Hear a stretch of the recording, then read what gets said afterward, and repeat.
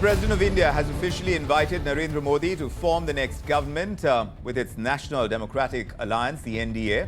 All the allies of the coalition submitting their letters of support and electing Narendra Modi as the leader of the BJP Parliamentary Party.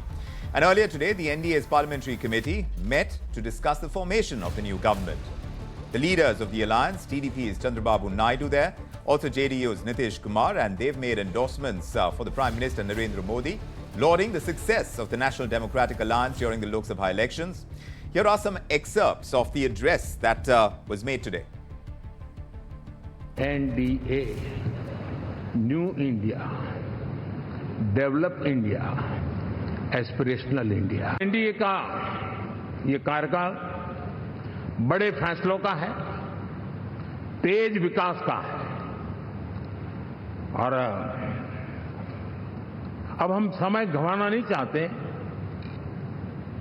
कि हम 5 number की economy से 3 number की economy पर पहुंच रहे हैं। राज्यों का सहयोग भी उसमें उतना ही महत्वपूर्ण है और भारत के संविधान ने हमें जिस प्रकार का दिशा निर्देश किया है कोऑपरेटिव फेडरलिज्म का, लेकिन मैंने उसमें आग्रह रखा है कॉम्पिटिटिव कोऑपरेटिव फेडरलिज्म। हमारे राज्यों के बीच में भी तंदुरुस्त स्पर्धा हो, राज्य और केंद्र के बीच में भी तंदुरुस्त स्पर्धा हो, हम अच्छा करने की स्पर्धा करें। Is planning Vikasit Bharat Vision 2047. We are very confident under his leadership. Indians under his leadership globally will become #1 globally. All of us have to keep balancing regional aspirations and national interest must run parallelly, ensuring holistic development across all strata of society. अब पूरा भरोसा है कि जो कुछ भी बचा है अगली बार ये सब पूरा कर देंगे और जो भी हर राज्य का है, और हम लोग पूरे तौर पर सब दिन इनके साथ रहेंगे। हम मिल करके सब लोग चलेंगे और हम लोग पूरा आपके साथ रहेंगे और आप पूरे देश को कितना आगे बढ़ाएंगे ये बहुत खुशी की बात होगी। यही हम लोगों को कहना है। मैं मेरे प्रधानमंत्री आदरणीय नरेंद्र मोदी जी को बधाई देता हूं। आपकी वजह से एनडीए को ये प्रचंड जीत हासिल हुई है। आप ही में वो इच्छा शक्ति थी कि जिसने इतिहास में इस तरीके की प्रचंड जीत को दर्ज कराने का काम किया। ये कोई सामान्य बात नहीं था कि लगातार तीसरी बार प्रधानमंत्री जी के नेतृत्व में एनडीए को इतनी बड़ी जीत मिलती गई। शिवसेना के बारे में इतना ही मैं कहूंगा कि ये शिवसेना और भारतीय जनता पार्टी एक विचारधारा, एक समान विचारधारा वाली पार्टी है। बाबा साहेब ठाकरे जी के नेतृत्व में हमारे जो गठबंधन हुआ है, ये गठबंधन एक फेविकोल का जोड़ है, ये बिल्कुल टूटेगा नहीं। एक जोड़ जो टूटेगा नहीं. Now that kind of endorsement coming through from the alliance partners for Mr. Modi, and this was clearly a show of strength. Let's just decode it and what it really means. Now going ahead into portfolio allocation in terms of the 100-day agenda as well. To discuss this, BJP spokesperson Asif Bhamla is with us, along with Professor Madhav Das Nalapat. He's the UNESCO Peace Chair at Manipal University and the Director of the Department of Geopolitics and International Relations. Gentlemen, thank you for joining us on this edition of India Tonight on ET Now. Professor Nalapat, to you first, this election of Mr. Modi as the leader of the NDA alliance, pretty much a given, and hence perhaps a non-event. But in that event, how do you read into the show of strength that was demonstrated, not just by Mr. Modi, who outlined the next 10 years of NDA Sarkar, not Modi Sarkar, mind you, but also what was said by his key alliance partners like Chandrababu Naidu and Nitish Kumar and Pawan Kalyan? What do you make of it? Well, the first thing is that he wanted to reassure investors, internal and external, that he is going to be there for 5 years as Prime Minister and he will be there with his NDA partners for 5 years, a sentiment that all his partners have echoed. Now, there have been people who have been talking about the tenure being 3 years or less. Not at all. The point is that given the unpredictability and volatility of Indian politics, I am very certain that the NDA, even as presently reconstituted, will be there for the full 5-year term. And the second point is the BJP with about 240 seats is in a very strong position to hold together a coalition. The Congress for last 8 elections hasn't reached the 240 figure. Last 8 Lok Sabha elections. So the Congress has now got 100 seats today or yesterday. But the fact is, 100 seats is different from 240, and therefore the stable coalition can come only with the BJP. A fact that must not be lost on some of the Congress allies as they contemplate what they're going to do in the future. Mr. Bhamla, in this show of strength, the Prime Minister has addressed the opposition, mocked them for their stance on EVMs. He says they're against digital transformation, like through UPI. And he's also mocked the Congress about the kind of the number of seats that they've won. And let's just listen in for a moment. Let's just listen in to what the Prime Minister has said to the Congress. 10 साल बाद भी कांग्रेस 100 के आंकड़े को नहीं छू पाई। और अगर मैं 14, 19 और 24 3 चुनावों को जोड़ करके कहूं, कांग्रेस के 3 चुनाव जोड़ूं, तो इन 3 चुनावों में जितनी सीटें मिली है उससे ज्यादा हमें इस चुनाव में मिली है। इंडी गठबंधन वाले जब ईवीएम का विरोध करते हैं तो मैं सिर्फ एक चुनाव के रूप में नहीं देख रहा। मैं मानता हूं ये लोग मन से पिछली शताब्दी के सोच वाले लोग हैं।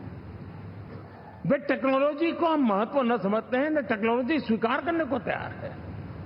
और ये सिर्फ ईवीएम में दिखाई दिया, ऐसा नहीं, यूपीआई में दिखाया। ये प्रगति के विरोधी, आधुनिकता के विरोधी, टेक्नोलॉजी के विरोधी Indy alliance. So taking jabs at the opposition, Mr. Bhamla, why is it so important that Mr. Modi keeps up this attack on the opposition? Aren't the elections now over?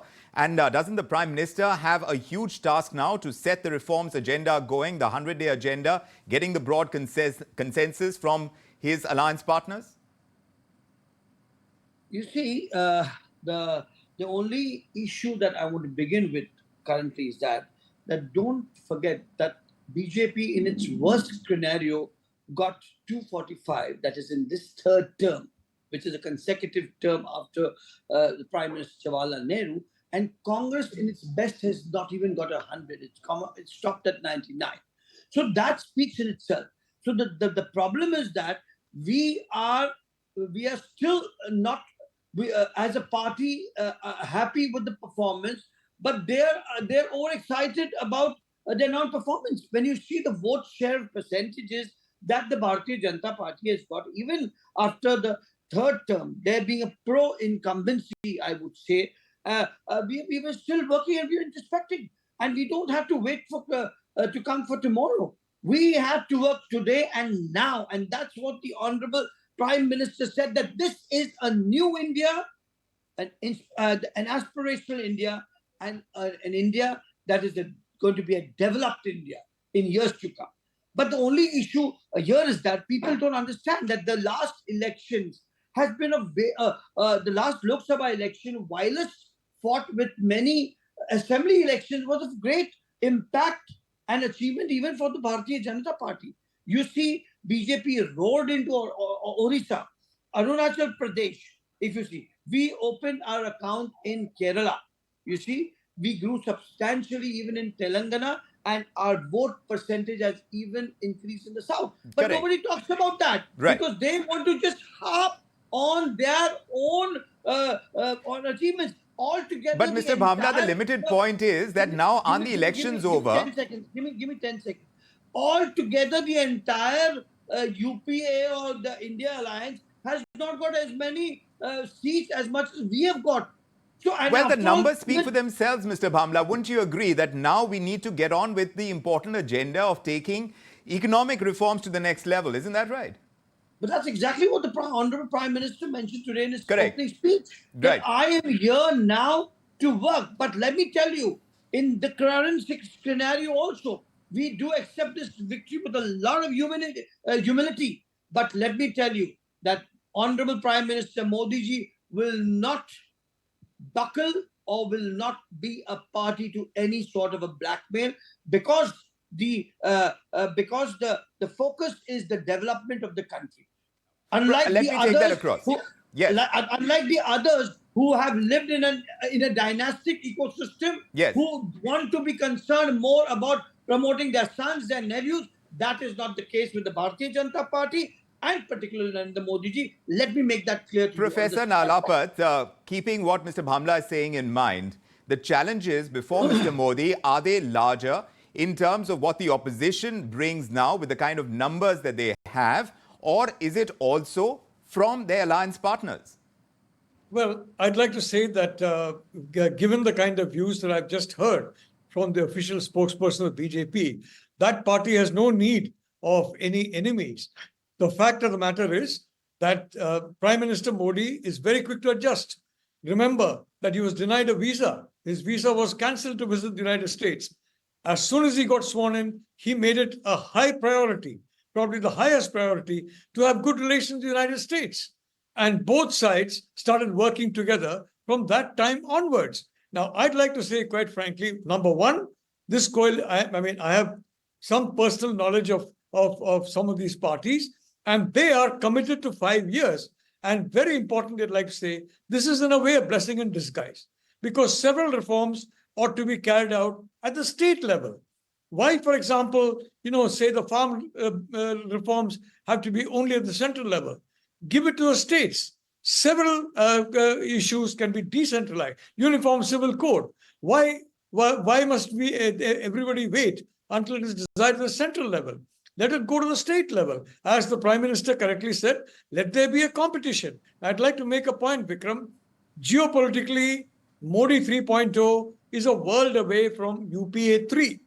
Both where the relationship with the West is concerned, the relationship with China is concerned. And may I say that several hundred people who have companies who have invested heavily in China are looking at India and the alternative, and they've been holding back because of this election and a lot of propaganda that the BJP is not going to be able to get. Rahul Gandhi himself said, the BJP, it seems, according to him, expected 220 seats. I don't think so. They expected a lot more. They were surprised. But the fact is, these investors want a continuation of Modi 3.0. They have got it. And I do believe that is the basis on which the Prime Minister is exuding confidence about the future growth story.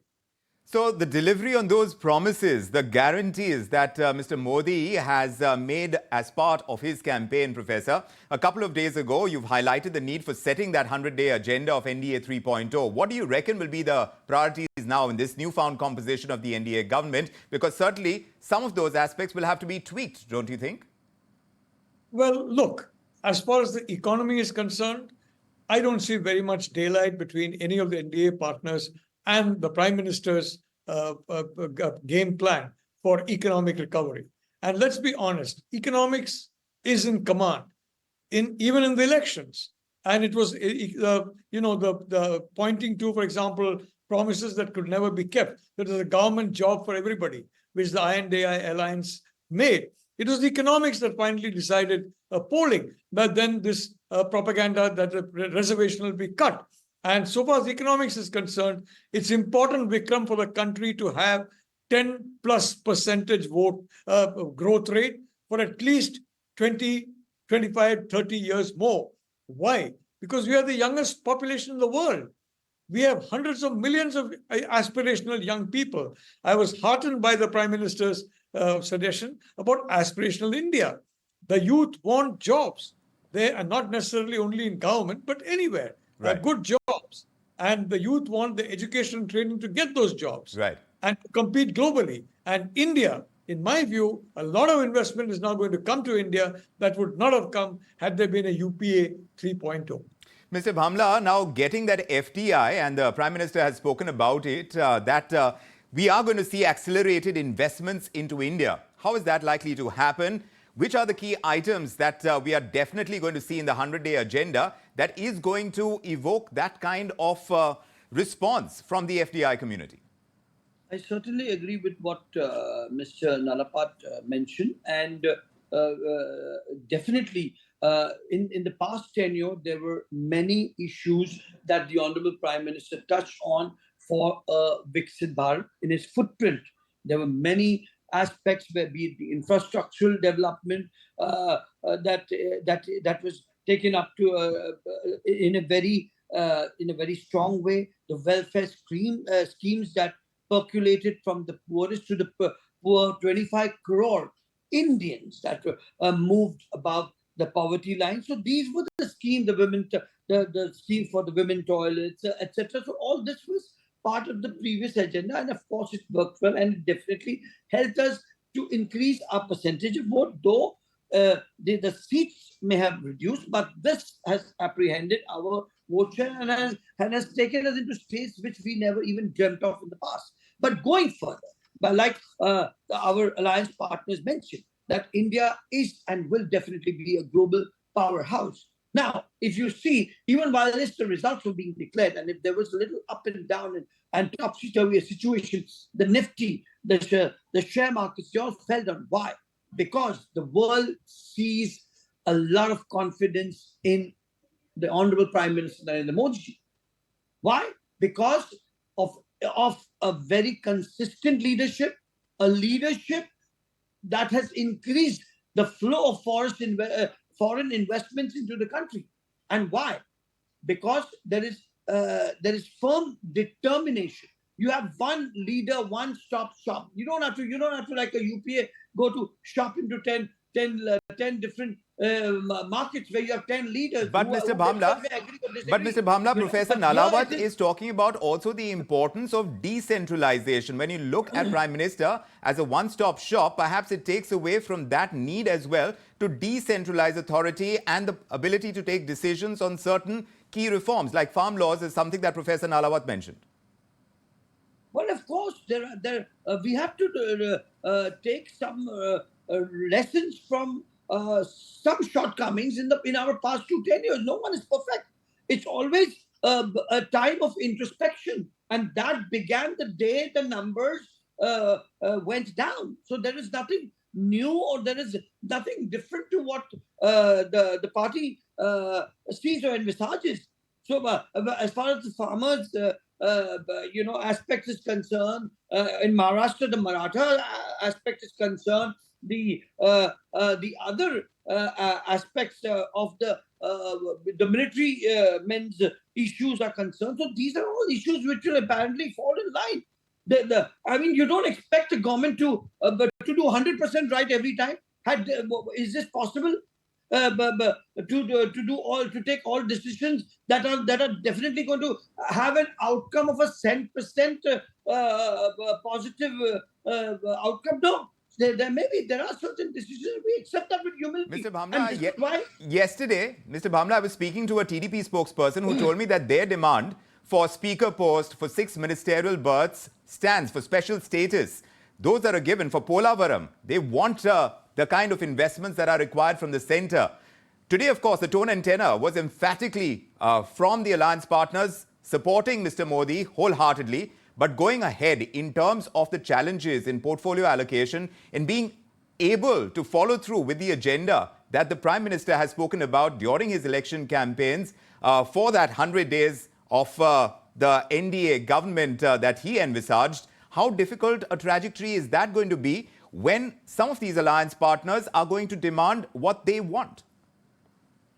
Well, that's always been the situation. When UPA was in power, it has had many, and if UPA would have even now at all come into power with the 99 elected representative of the Congress, you think the others, there wouldn't have been a truckloads of alliance partners? It's fine. It is absolutely fine. We have dealt with the governments, with alliance governments in the past. Atal Bihari Vajpayee has been a very fantastic example of that.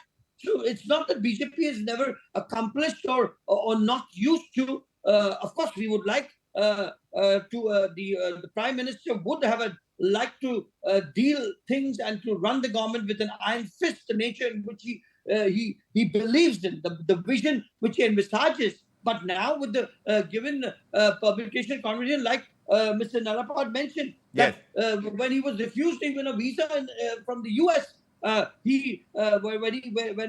he won the election, the first repairs that he did was with the United States. Right. So the Prime Minister is a very versatile leader. He's not someone who was into politics yesterday. It's a 40 years of experience in politics. He's run a state successfully, a state that has set an example, a tonality for the country at large, not only in India and even globally. But this power to be able to adapt to the current situation, Professor Nalapat, to get the consensus going, to get this unanimity that has been spoken about today in key economic decisions in the future, without the kind of experience that the Prime Minister has had, because like Mr. Bhamla is pointing out, it has been with an iron fist. Now that ability has been taken away. But of course, there is the possibility of adapting to the current situation as well. With what you've heard today in terms of endorsement from the alliance partners, how much of a consensus do you see coming through in the common minimum program? Which are the main elements that you see some kind of divergence, some kind of friction come through? Look, Vikram, the fact of the matter is, let's focus, for example, on the economic situation. And so far as consensus is concerned, Chandrababu Naidu is a reformer par excellence. There's no question about it. He, number one. Number two, there's a huge diaspora of Telugus as there are of Malayalis, Punjabis, and everybody else of different religions all across the world. And he is very, very sensitive to that diaspora, and he knows the importance of investment coming into India. So I think he's going to try and focus on make Hyderabad look redundant compared to what he's going to build in Amravati, and attract as much investment as he can. And therefore, the Prime Minister is right. You must have competitive cooperation. Cooperate in competition. But at the same time, Vikram, let's be realistic. Look at what's happening in the US. The Democratic Party and the Republican Party, whatever one party wants, the other party says no, even if it's completely in line with their program. So the same thing is the situation here. The INDI alliance is still nursing the hope that somehow they will come to power. Somehow they'll manage to make this government fall. They will wean away. I know that hectic efforts were on to wean away at least two coalition partners, the two bigger ones, which completely had a dead end. But they're going to keep trying on that. So frankly, Vikram, I don't think the Prime Minister, being a very practical person, he is going to believe that this opposition is going to give him any such cooperation. I think he's well aware that over the next year, or at least, there's going to be a very fierce attack on him with all kinds of excuses and all kinds of information and misinformation thrown in.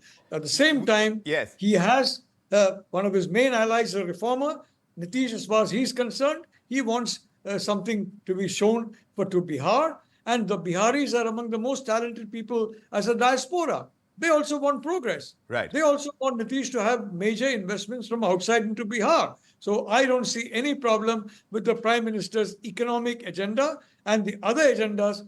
Let different state governments decide how much to fulfill and how much not, when the center cannot.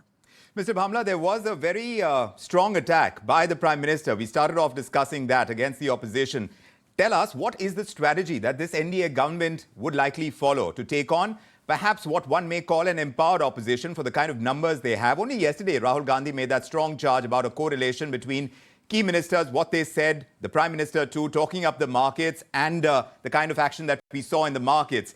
Those charges are going to keep coming from the opposition, and they seem to be in an empowered position right now. How will the NDA government now tackle it? Because you need that important legislation to go through. What is the strategy here? Well, I welcome, and of course, Bharatiya Janata Party has always been saying that we look forward for a strong opposition, because these are values of democratic fabric, that you have a strong opposition. But fine, you are strong. That doesn't mean that you just try to pull the rug off the government for the sake of pulling it off and for coming into power. Talk, argue, criticize us on issues, on policies. That's fine. We are open to that. you have gone to the personalist of personal attempt of maligning the Honorable Prime Minister, and he's always fought back and he's given back. And he's proved to be a winner always. And even this time, as we said, even in the worstest time of the BJP and the bestest time of the Congress in the past 3 terms, still we fared well. But of course, we are open, like Mr. Nalapat mentioned, that that the government has to be has to expect a fierce and a most fearful attack from the opposition, for which the Honorable Prime Minister and the BJP is well equipped. So you're saying that has been factored in? A fierce opposition, you're saying, has been factored in. And the truth of the matter is, today the President has invited Mr. Modi to form the next government. The 100-day agenda, the portfolio allocation, all of that remains in play. The management of alliance partners is something that investors across the board, they are looking at very closely. All of these are moving pieces. And we are going to keep monitoring it, keep discussing this, and we'll see exactly the moves that are made towards economic reforms by NDA 3.0. Professor Nalapat, Asif Bhamla, thank you very much for joining us with your perspective on this edition of India Tonight. Really appreciate you joining us. If you like this video, then like, share and subscribe to ET Now.